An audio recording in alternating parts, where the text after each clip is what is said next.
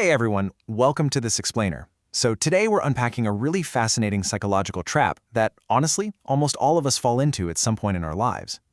We're going to explore the hidden dynamics of wealth, human perception, and the real reasons behind why people buy luxury goods. It's this incredibly common, kind of ironic concept known as the man in the car paradox. Okay, let's just dive right in by asking a super fundamental question. Why do we really buy expensive things? I mean, think about it for a second. When you see someone drop an absolute fortune on a luxury item, or, when you daydream about doing it yourself, what's the actual motivation driving that purchase? Is it purely about the craftsmanship of the item, or is there a deeper, maybe subconscious goal at play here? To answer that, I want you to step into the shoes of a valet at a high-end hotel. Just picture it. The author of our source material actually worked this exact job, and he noted that by far, the absolute best part was getting the keys to some of the coolest, most incredible cars to ever touch the pavement. Guests would just roll up driving this ultimate aristocratic fleet. We're talking Ferraris, Lamborghinis, Rolls Royces. And naturally, working around that kind of top-tier machinery all day, he dreamed of one day owning a car just like those. But why? Why did he want one so badly? Well, he dreamed of owning them because of the powerful, success-driven signals we just assume they broadcast to the rest of the world. We tend to think a car like that literally screams, "You made it, you're smart, you're rich, you have amazing taste, and you're important." The underlying assumption is that buying the car automatically buys you the admiration and respect of everyone who sees you driving it down the street. We want to be noticed, right? We want to be admired. It's simply human nature. But here's where we hit the turning point of the story. And honestly, it's a shocking realization hiding right in plain sight. It's the concept of the invisible driver. See, the incredible irony of the valet's experience was that he rarely, if ever, actually looked at the drivers of these magnificent cars.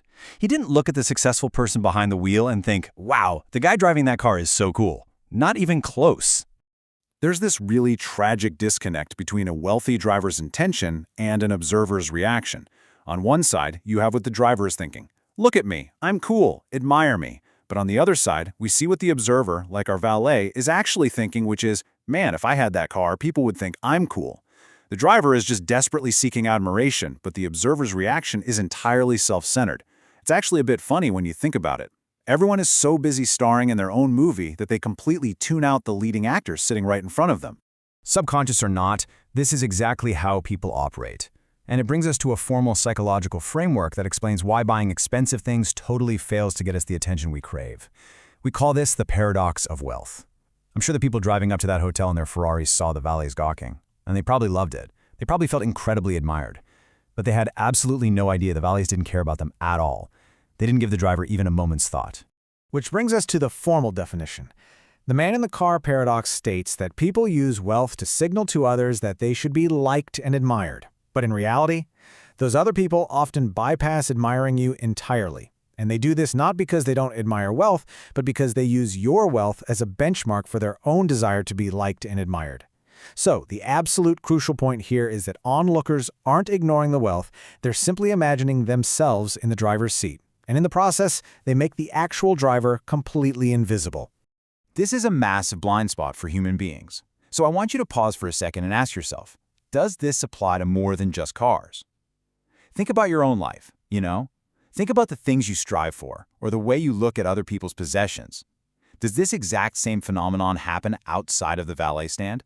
The source material confirms that yes, it absolutely does. The paradox expands out to big, sprawling homes, expensive, flashy jewelry, and high-end designer clothes. We can rapidly check off almost all the Commonwealth signals because they literally all fall into this exact same trap. When you wear an expensive watch, people aren't really admiring you. They're picturing that watch on their own wrist. This paradox applies to almost all luxury purchases across the board. So, how do we actually get what we want? Let's pivot our focus for a minute to earning true respect. Now, just to be super clear, the point here isn't to abandon the pursuit of wealth. The source material explicitly points out that there is absolutely nothing wrong with liking wealth or fancy cars. But it's a subtle recognition that if you're using money to buy fancy things specifically to generate respect, well, you're going to get a lot less of it than you imagine. Relying on wealth for respect is just a fundamentally flawed strategy. Consider this deeply poignant letter the author wrote to his newborn son. He wrote, "You might think you want an expensive car, a fancy watch, and a huge house, but I'm telling you, you don't. What you want is respect and admiration from other people, and you think having expensive stuff will bring it. It almost never does, especially from the people you want to respect and admire you. Take a moment to really let that emotional reality sink in. The things we buy are so often just a clumsy proxy for the human connection we actually crave. And this right here brilliantly illustrates the reality of the situation.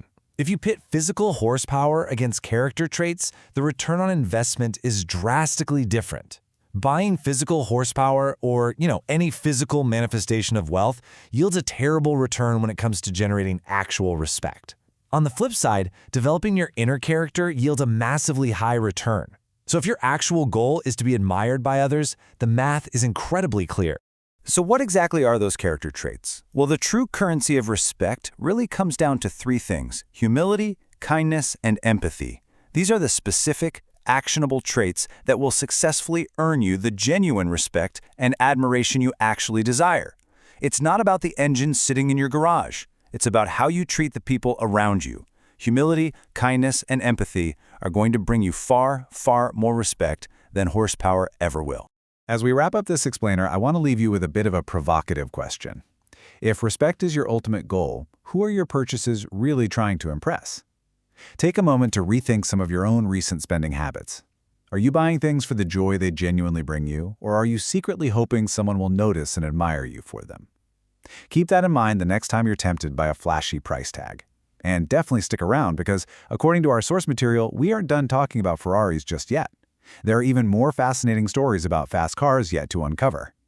Thanks so much for joining me for this explainer, and I'll catch you next time.